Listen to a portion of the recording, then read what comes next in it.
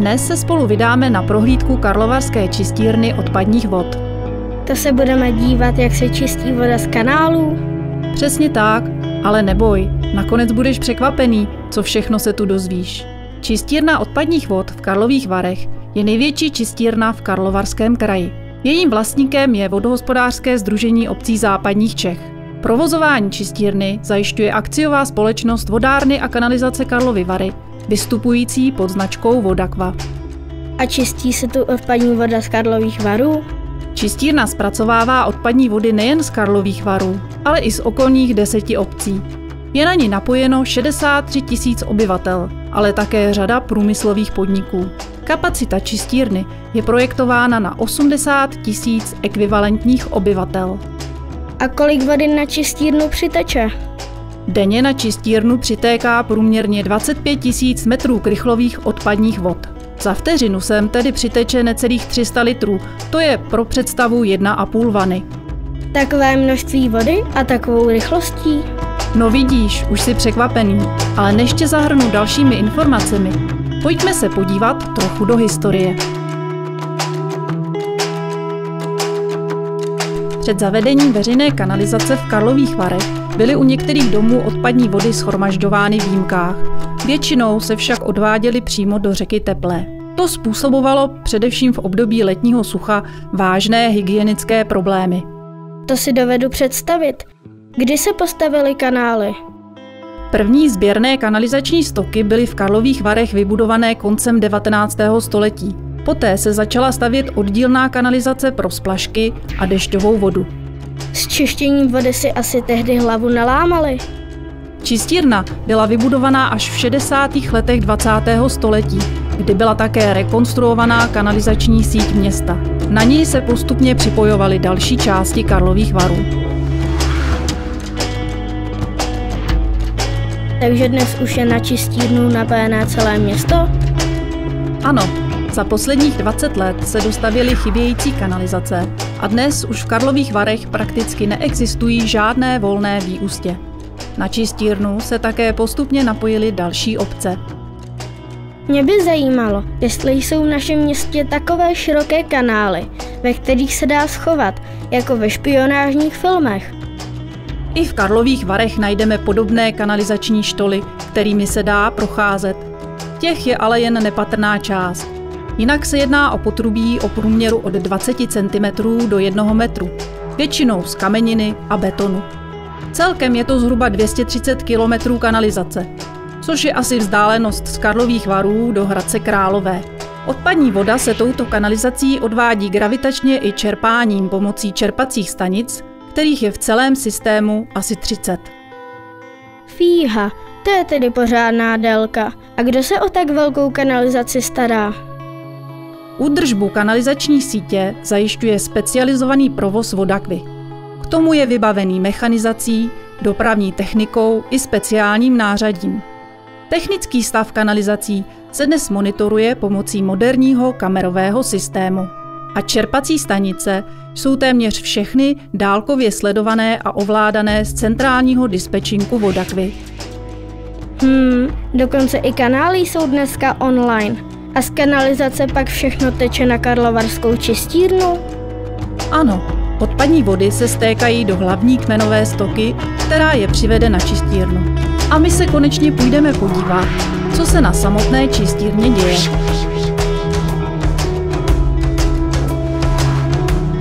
Čistírnu můžeme rozdělit na 3 hlavní části. Mechanickou část, biologickou část a kalové hospodářství. Pojďme se nyní podívat podrobně na první mechanickou část čistírny. Tak sem to všechno přitéká. Prvním objektem čistírny je odlehčovací komora. Jejím účelem je chránit čistírnu před zaplavením. Při intenzivních deštích se část odpadních vod zachytí v nádrži zvané dešťová zdrž a čistí se, až deště ustoupí. Pokud je však přítok příliš velký, musí se již na začátku čistírny oddělit přebytečná voda, která přepadá přes hranu přímo do ohře. A neznečistí se tím řeka? Neboj se, odpadní voda je v tomto případě tak naředěná dešťovou vodou, že je znečištění minimální.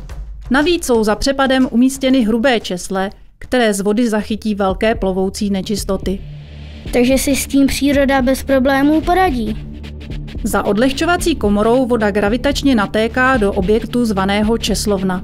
Zde jsou ve 2 přítokových žlabech umístěné jemné česle, tvořené řadou ocelových prutů. Na těchto česlích se zachytí plovoucí nečistoty jako hadry, plasty, papíry, kameny, zbytky jídla a podobně. Moc vábně to nevypadá a ani to nevoní. Proto se také schrapky nejdříve properou, odvodní a slisují v propíracím lisu a teprve poté se dopraví potrubím do kontejneru a vyvezou na skládku. Do kanálu se dostane pěkný bordel. Jdeme raději dál. Za česlovnou následuje lapák písku. Zde se zachycují drobné nečistoty písčitého charakteru, aby nepoškodily strojní zařízení čistírny. Písek se usazuje u dna nádrže, odkud se pravidelně těží a odváží na skládku. Voda teče čistírnou sama? Až sem teče gravitačně. Do dalších částí čistírny už je však nutné vodu přečerpat. Proto jsou za lapákem písku umístěné 2 čerpací jímky, splašková a povodňová. Z obou jímek je voda čerpána do posledního stupně mechanické části, do usazovacích nádrží. Voda se zde nechává odstát a těžší látky se pozvolna usazují na dně. Podél nádrží jsou kolejnice, po kterých pomalu pojíždí mosty. Na nich jsou škrabky, pomocí nichž se schrabují usazené nečistoty ze dna nádrží. A také stěrky, které stírají z hladiny plovoucí nečistoty, převážně tuky. Předčištěná voda pak potrubím odtéká do biologické části čistírny. Po mechanickém čištění je odpadní voda sice zbavena nerozpuštěných látek, obsahuje však stále velké množství rozpuštěného znečištění. Jedná se především o uhlíkaté a dusíkaté látky, ale i sloučeniny fosforu. Jak se tedy z vody rozpuštěné znečištění odstraní? K jeho odstranění dochází právě v biologické části, a to pomocí směsi mikroorganismů, nazývané aktivovaný kal. Mikroorganismy využívají rozpuštěné látky jako svoji potravu a ve svém metabolismu je z vody přirozeně odbourávají. Aha, tak proto ten název biologická část. O jaké mikroorganismy se jedná? Je to směs především různých druhů bakterií, ale také hub, plísní, kvasinek, sinic, prvoků a dalších organismů, které se běžně vyskytují v přírodních tocích. Na čistírně jsou ovšem v daleko větší koncentraci. Navíc se jim zajišťují potřebné životní podmínky, tak, aby zvládli odbourat nahromaděné znečištění. Proces biologického čištění je ovšem docela komplikovaný. Jak bych ti to nejlépe vysvětlila? Tak začneme pěkně od začátku. No, to právě nevím, kde začít. Veškeré procesy v biologické části jsou totiž navzájem propojené. Rozpuštěné znečištění se odstraňuje pomocí aktivovaného kalu ve 2 aktivačních nádržích. Aktivační nádrže jsou rozdělené na denitrifikační a nitrifikační část. V každé části se vytváří jiné životní podmínky pro mikroorganismy. V denitrifikační části zůstává voda bez přístupu vzduchu a pouze se promíchává. V nitrifikační je naopak intenzivně provzdušňovaná. V první části tedy mikroorganismy nemají dostatek kyslíku? Ano, ale potřebný kyslík dokáží získat redukcí dusičnanů na nižší oxidy dusíku a samotný dusík. Tím převedou dusík do plynné formy a ten pak jako neškodný plyn uniká do ovzduší. A co se děje v nitrifikační části, kde mají mikroorganismy kyslík? V nitrifikační části se pomocí mikroorganismů odbourávají uhlíkaté látky za vzniku oxidu uhličitého a vody. A zároveň se zde mění některé dusíkaté látky na dusičnany. Ale dusičnany se přece odstraní v první části. Přesně tak. Část směsi vody a aktivovaného kalu se proto vrací z druhé nádrže do první. No a zpět na začátek procesu se vrací i aktivovaný kal po jeho oddělení v dosazovacích nádržích. To jsou ty kruhové nádrže? Ano, ještě před odtokem do těchto nádrží se do vody dávkuje chemikálie, která vysráží zbylý fosfor do vloček. Většina sloučenin fosforu se ale odstraní již v průběhu biologického čištění. Jak se potom mikroorganismy dostanou z vody? To se děje právě v dosazovacích nádržích. Aktivovaný kal má totiž tu vlastnost, že se v něm mikroorganismy seskupují do vloček, které se pak z vody snadno oddělí. V nádržích se vločky kalu pomalu usazují na dně. Některé lehčí složky naopak stoupají k hladině. Dno i hladina nádrže jsou mechanicky stírány. Kal ze dna nádrže se zachytí v kalové jímce, odkud se odvádí zpět na začátek biologického čištění. Protože však během čištění došlo k rozmnožení organismů, musí se část kalu oddělit, aby se zachovalo jeho optimální množství. Tento takzvaný přebytečný kal se pak dále zpracovává v rámci kalového hospodářství. Ale pojďme se již podívat, jak vypadá voda na konci čistícího procesu. Voda zbavená kalu z dosazovacích nádrží odtéká do otevřeného žlabu, kterým je odvedena již přímo do ohře. Vypadá opravdu čistě. Pro názornost můžeme srovnat vzorek odpadní vody na začátku čistírny a na jejím konci. Požadavky na kvalitu vypouštěné vody jsou stanoveny zákonnými předpisy. Pracovníci Vodakvy zajišťují pravidelný odběr vzorků na přítoku, odtoku i v celém čisticím procesu.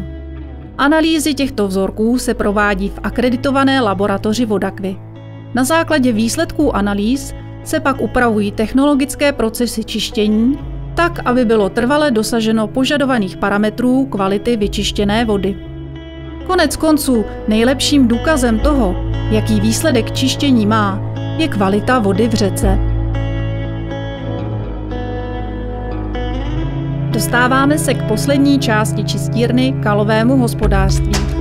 Zde se zpracovává přebytečný kal z dosazovacích nádrží a kal z usazovacích nádrží, které jsou odpadem z čistícího procesu. Proč se tedy rovnou nevyvezou? Surové kaly obsahují množství organických látek, které snadno podléhají hnilobnému rozkladu, a také řadu patogenních mikroorganismů.